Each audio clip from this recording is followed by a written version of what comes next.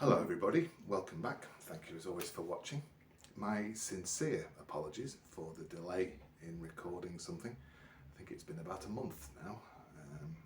Maybe there's, who knows, maybe somewhere people are holding national holidays in celebration. The reason for the delay, for those of you with a keen ear in my more recent films, you'll have heard my amp problems going on. They really were getting unusable, really. It was embarrassing. So courtesy of a local genius called Daz Rice, who owns the shop called Daz and Makiz, and I'm really not sure if I'm allowed to say that or not, but I don't really care because he was a great help to me. Sorted the amp out and it sounds great, and I could only heartily recommend Daz to anybody who's in the area for any work that they want doing. So that was one reason. And then secondly, last week I tried to record what I'm doing now, and for the second time while I've been doing these, it failed on copyright.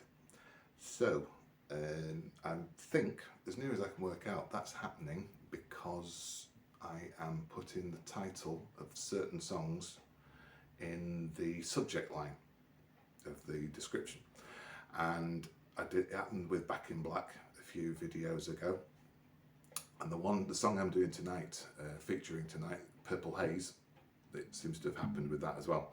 So if I could take this opportunity to say to my viewer, hello, get old Ronnie Corbett there for a second. Oh, goodness gracious me. So good to be back. Tonight's joke. Yes, where was I? If I can say to my viewer, there isn't going to be a song title in the title of the video anymore, just to try and avoid these copyright things. So I can only hope that the subject of it appeals to them and they watch it, and hope that they like the song that connects to it as well. Tonight's topic is about playing octaves.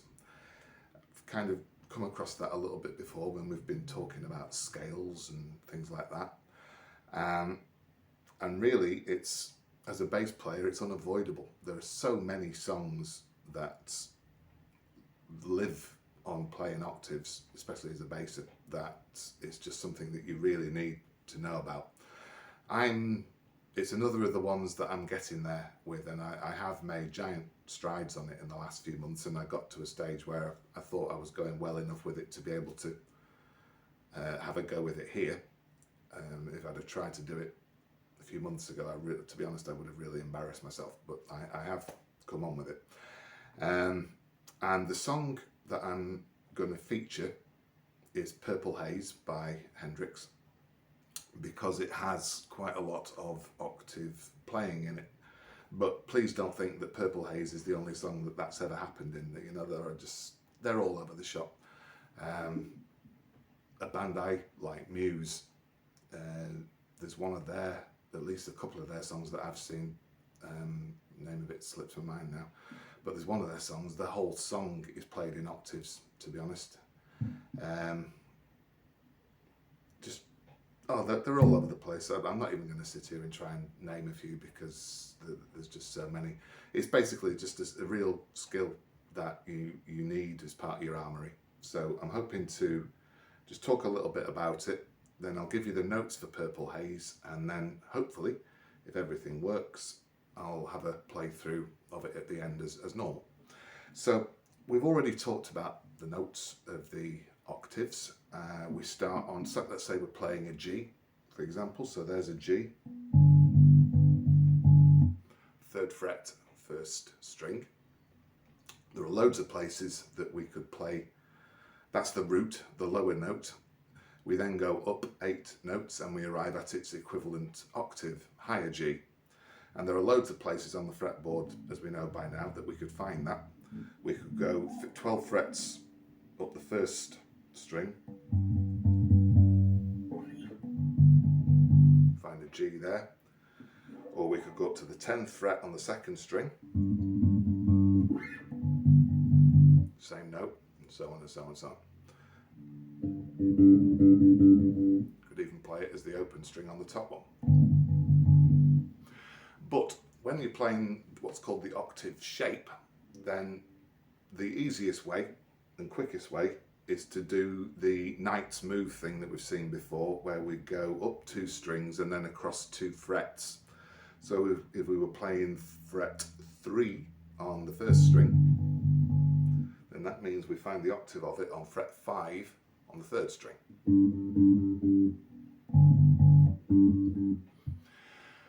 And you can, by judicious placing of, say, your index and 3rd or 4th finger, whichever's comfiest for you. I usually use my 1st and 4th fingers.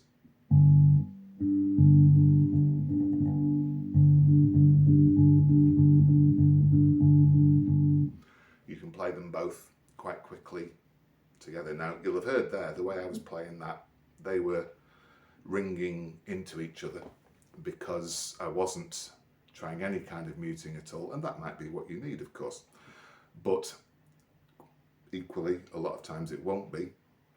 And certainly in Purple Haze, as you'll hear when we do the intro of it, that's where the octave bit features. It's a very staccato, very sharp sound. So immediately what you also need to try and get to is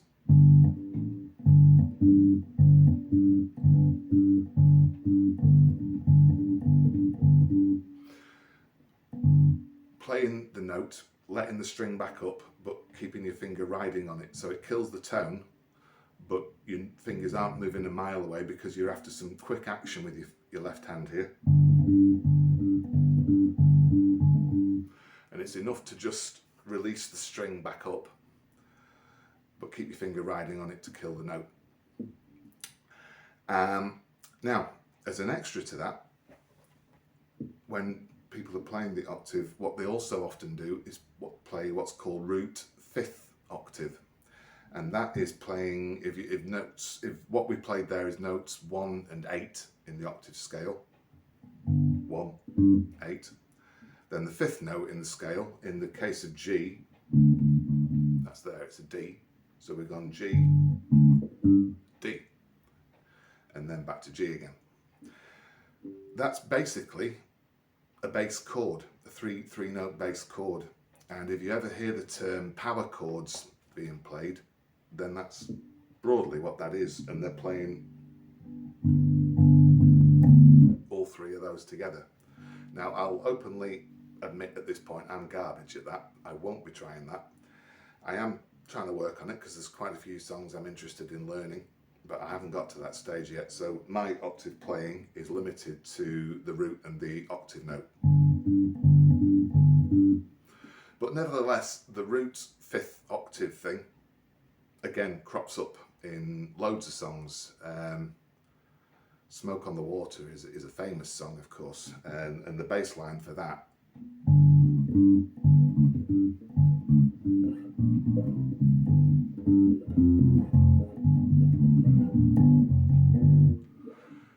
that's almost how it goes, less a few added notes that I hit by mistake that Roger, I'm sure, doesn't play when he's doing the song. But his opening gambit in that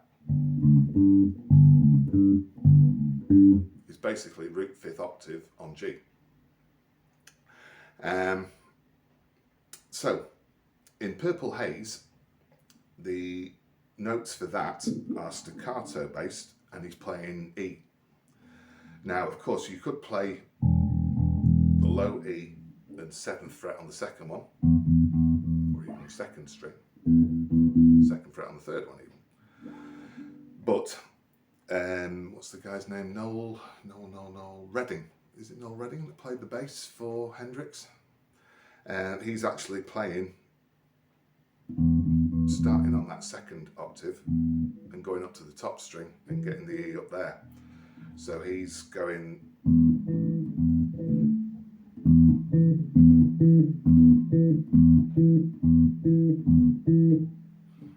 I'm muting my 1st string with my thumb because I want to get a good clear strike through strings 2 and 4. Get the note really ringing out, short and punchy, and I don't want anything whacking into the 1st string and destroying it. So muting thumb against the 1st one,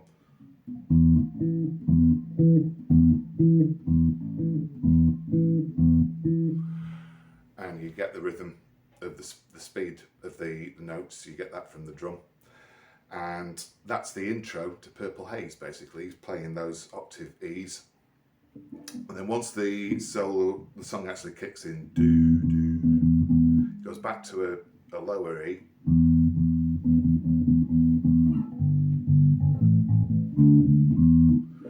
Down to G, A, D, D sharp, and back to the E again. And it does that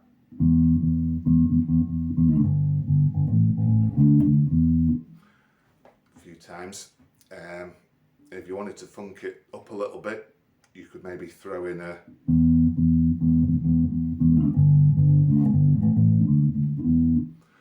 just try and feel the rhythm of the beat. It's not as straightforward.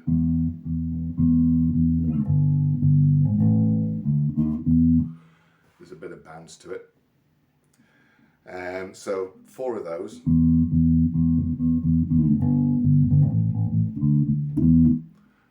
And then it goes up to B, F sharp, E, D, then B, D, and G. There's a kind of arpeggio, 3-note arpeggio.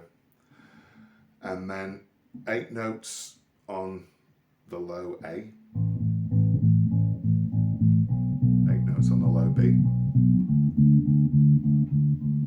8 notes on the D,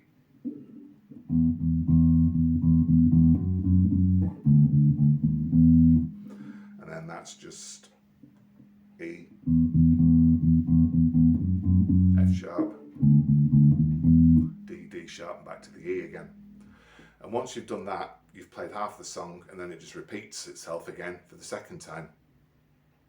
As soon as you've done 3 of those,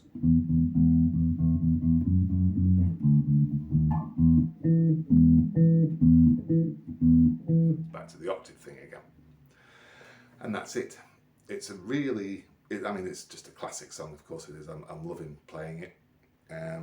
But it really isn't that hard to play an acceptable version of it. I will say at this point that once again, I'm probably making the experience, any experienced bassers watching this are probably hurling rocks at the screen, sticking pins in available spaces of Jackson on models, and there probably aren't many left, because they would say that Noel Redding plays it in a far more complicated way than what I'm doing here, and I'm certain that's right. But equally, it does sound, if you're a learner like me, it sounds good enough to give you an acceptable version to be able to play along to it, so what the heck. Noel was probably playing power chords through quite a lot of this, which obviously instantly puts him way ahead of anything I'm doing with it. So this is all just played on single notes, so I hope if there's any of you out there who are learning like me and you're after a version to give it a go, then I hope this helps. So here comes Purple Haze, and we'll have a play along and see how we go.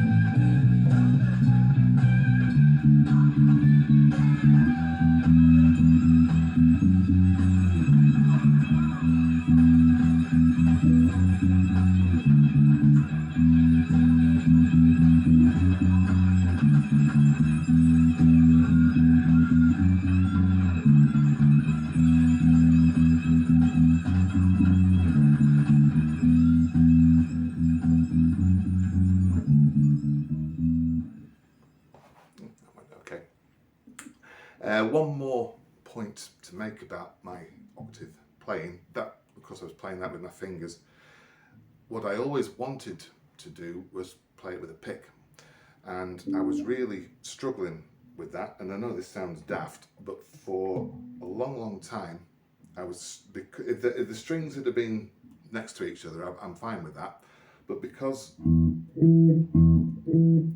they're two strings apart and you've basically got to hop over the one in the middle because you don't want to make that ring, then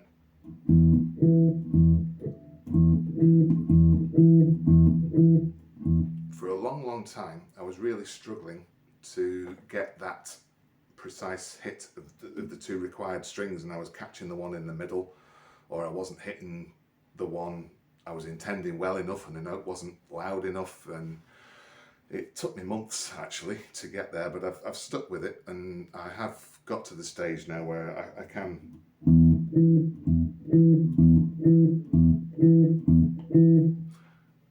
happily play that with a pick as long as it's not too fast.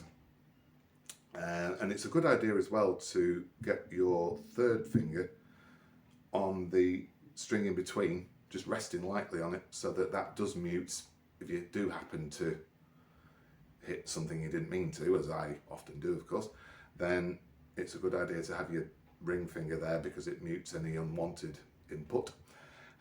So that was Purple Haze, folks. Thank you very much for watching. As always, I'll leave that one there. Thank you as always for watching. Do please stay safe as always, and I hope to see you soon. Thank you. Bye.